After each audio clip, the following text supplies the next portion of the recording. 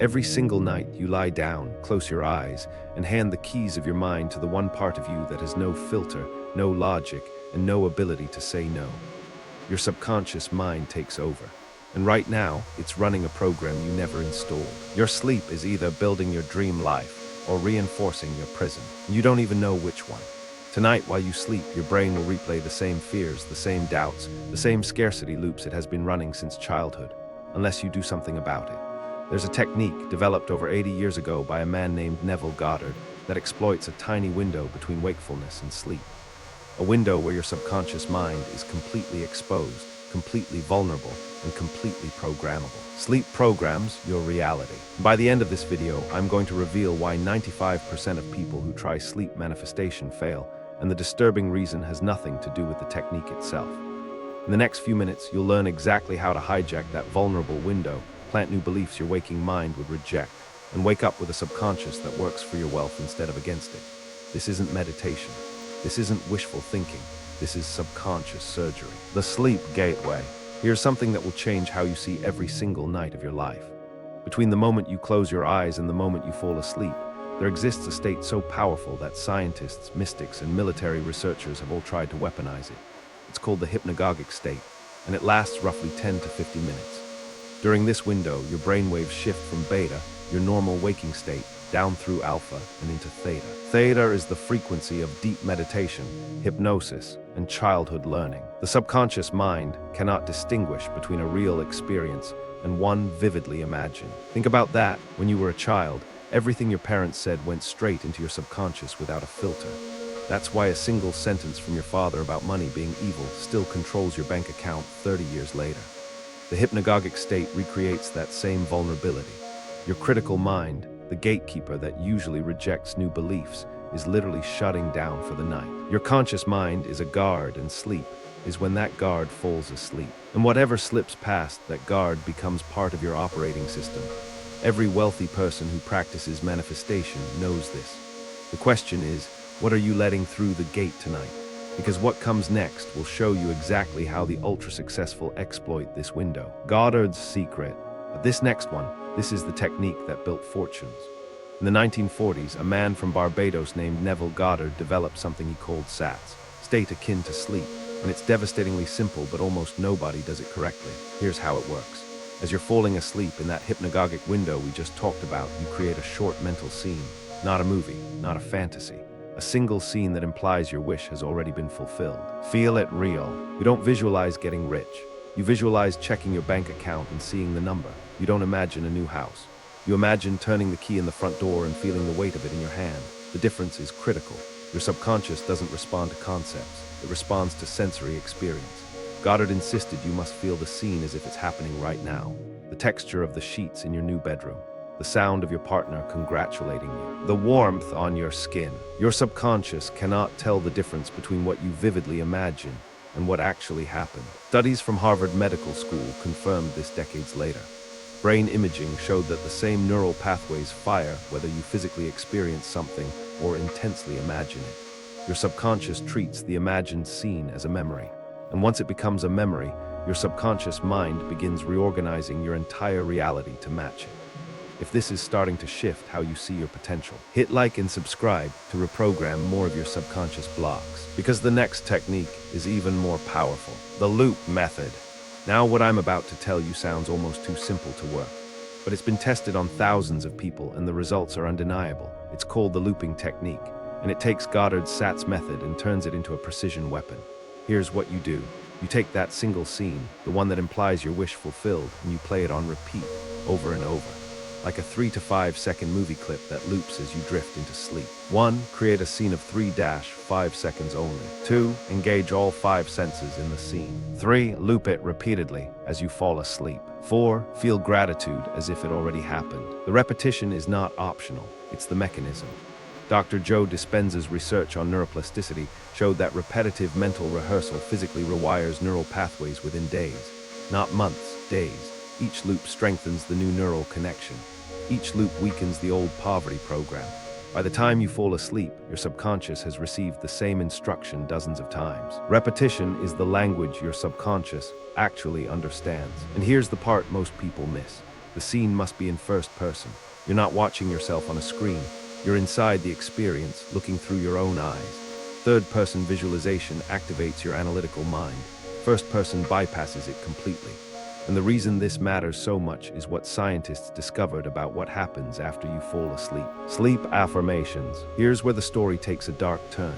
Because what I'm about to reveal explains why the self-help industry has been lying to you about affirmations. Standing in front of a mirror at 7 a.m. saying "I am wealthy" does almost nothing. Your conscious mind is fully active. Your critical filter is wide open. And your subconscious hears that affirmation and immediately cross-references it with your bank account. Result: rejection. Rejected. But what if you delivered those same affirmations when the guard was asleep? Sleep affirmations work on an entirely different principle. You record statements in your own voice, simple present tense declarations. Not "I will be wealthy." "I am wealthy." "Money flows to me easily." "I deserve abundance." Then you play them on a low-volume loop as you sleep. Research from the Swiss National Science Foundation in 2019 demonstrated that the sleeping brain processes and encodes verbal information.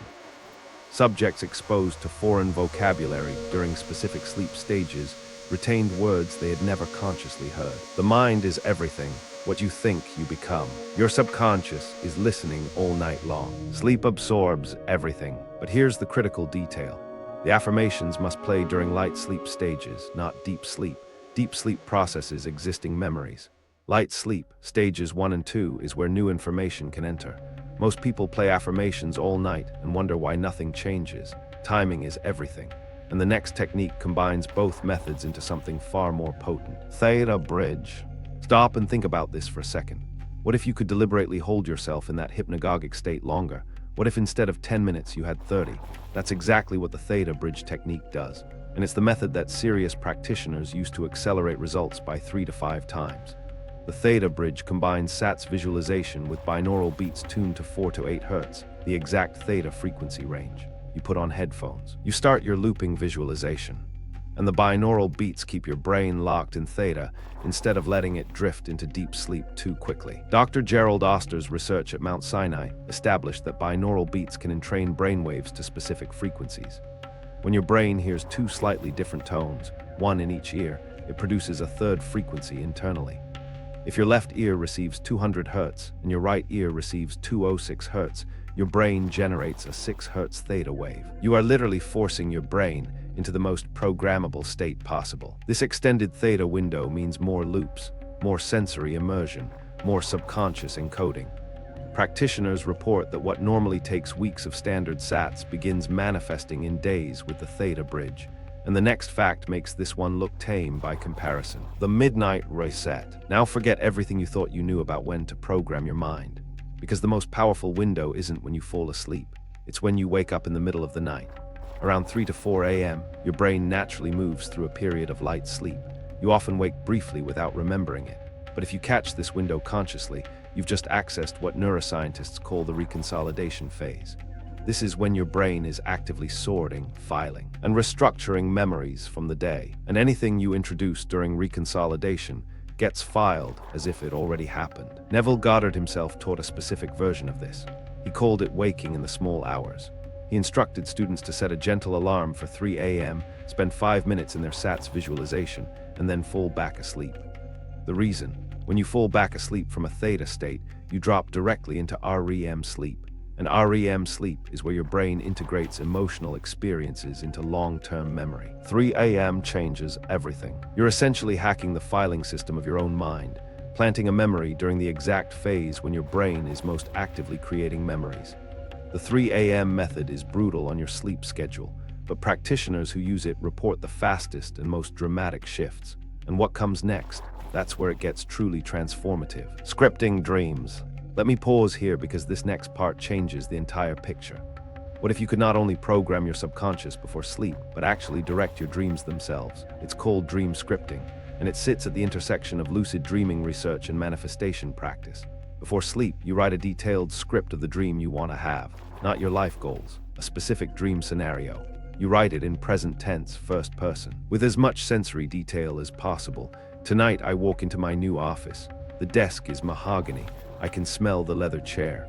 My assistant tells me the quarterly numbers are extraordinary. When you script your dreams, you script your future reality. Dr. Stephen LaBerge at Stanford Sleep Research Center proved that pre-sleep intention dramatically influences dream content.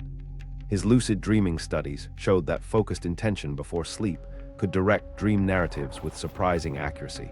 And here's what makes this relevant to manifestation. Your subconscious processes dream experiences with the same emotional weight as waking experiences. A dream felt deeply becomes a memory your subconscious treats as real. When you script a dream about your desired reality and your brain actually generates that dream, you wake up with a subconscious that has now experienced your goal as a lived event. The emotional imprint is real. The neural pathways are real. The belief shift is real. But the technique that combines all of these into one system is what I've been building toward. The full protocol. If you thought those were powerful individually, you're not ready for the full stack. This is the complete nightly protocol that combines every technique into a single system.